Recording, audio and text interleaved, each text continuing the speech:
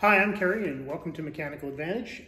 Today we're going to be doing some cleanup stuff on this VW powered BMW because I think I actually have enough of it sorted that we can take it down the street.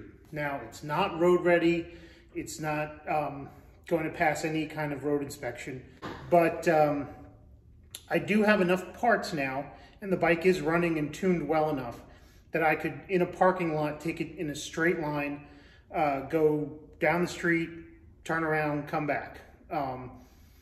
And for me, that's a huge thing because I don't think anybody has sat on this bike while it's been running in probably 20 years, to be honest with you.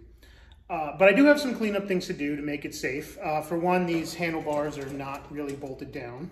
And also, I got the parts to fix the tank, the GPZ Kawasaki tank that goes in place of my BMW's R80 tank that's just sort of bungee corded onto this frame right now. So I think I'm going to start with taking this off and returning it to the bike that it belongs to. And then we'll get the GPZ tank fitted up and the fuel lines run so that I can actually have the tank in place. So let's get started on that. So here you can see I just have the tank bungee corded to the front here to these homemade bar risers. So I'm just going to release this right here. You know, get that unwound. And then make sure the petcock's off this side. And I will pull the fuel line. Of course, it's on there good now.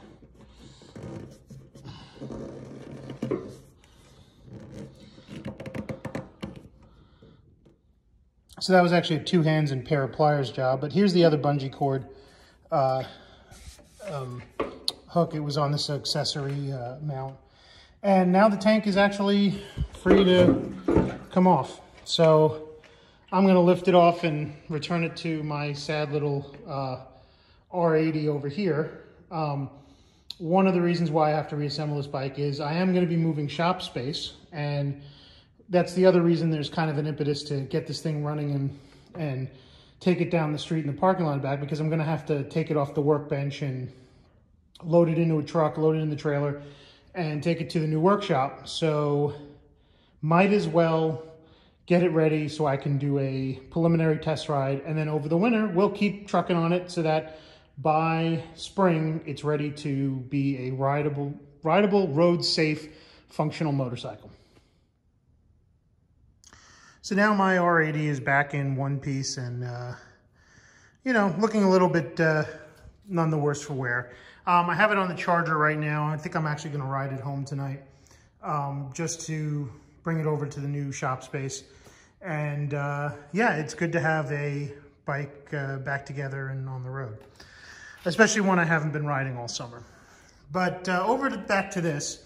So now without the tank, we can see how things sort of match up. Here's the seat mount.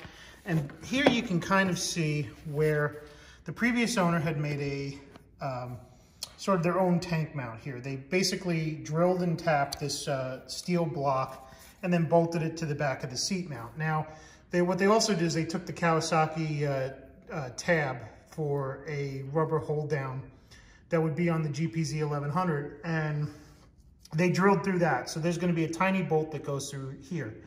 I don't actually have this bolt. It's lost to the ages of time. So I'm going to have to take this off and take it to a hardware store to find the right size before I can fully bolt down the tank. But over here on the shelf, we have the actual fuel tank. Now, what's interesting about this is I thought it was a KZ 1300 tank, right? Because it's fairly big. It's about 5.5 gallons. But it turns out, in looking for a new petcock for it, the part number and what it turned out to be was a 1981 carbureted GPZ 1100 tank. Now, the GPZ 1100 came carbureted and fuel injected. And if you look under here, you can see I have a brand new petcock for it. I don't know how this is actually going to work. This was kind of hard to find. It's not a Kawasaki part. It's made in China as a replacement. It was fairly cheap, and most of the reviews said this is cheap pot metal and it's going to break right away. But I managed to get it on, and it doesn't look like it'll leak. As you can see here, there's a vent that's been taped off by a previous owner, and this is actually for instrument and gas gauge. So I'm going to go through and make sure these are okay before I actually put fuel in here, because I may have to block this off and cap this a little bit better. But this was my primary concern, finding an actual fuel petcock for the tank. So now, one of the things you can see here is the Kawasaki cup mounts that would fit it onto the stock GPZ. And that's something else that's really interesting about this bike, is how they mounted the tank. You can see up front here, the previous owner, or whoever put this tank on, one of the previous owners, made their own mounts. They bent a piece of galvanized steel. They put this bolt through the stock mounting hole for the stock tank. And then they got these rubber bushings from, I guess, a hardware store and drilled right through it with a screw head. It's fairly crude, but don't discount it. It works, right? The tank sits right on these rubbers, no problem. It isolates them. It keeps it from making all sorts of metal on metal sounds, and the tank sits right up. So I'm going to go ahead and mount this tank, and then I'll show you where we're at with that.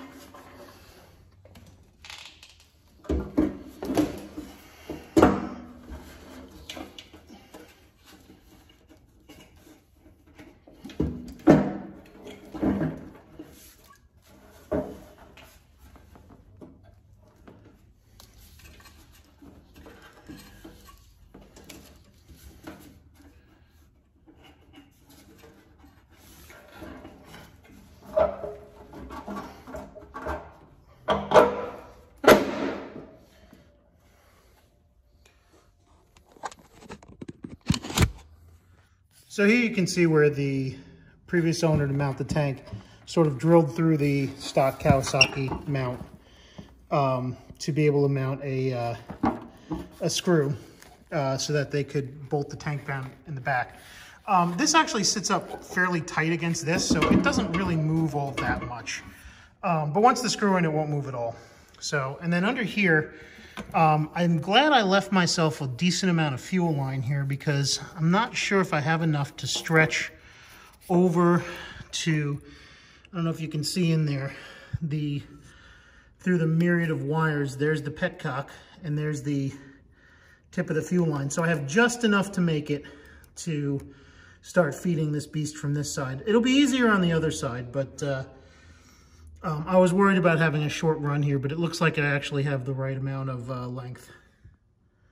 So I just wanted to get a good look at the profile of the motorcycle from back here. I know it's kind of stupid to like focus on, oh, how pretty it looks or its stance or whatever, because function comes first. But, you know, I am trying to be cognizant about like how this motorcycle looks, because it is a vintage machine and it is very easy to like create a lot of anachronisms on it that make it look funny or goofy, and also don't really help the functionality at all. But I do like this tank because it is 5 gallons. The stock tanks would be about 5 gallons too.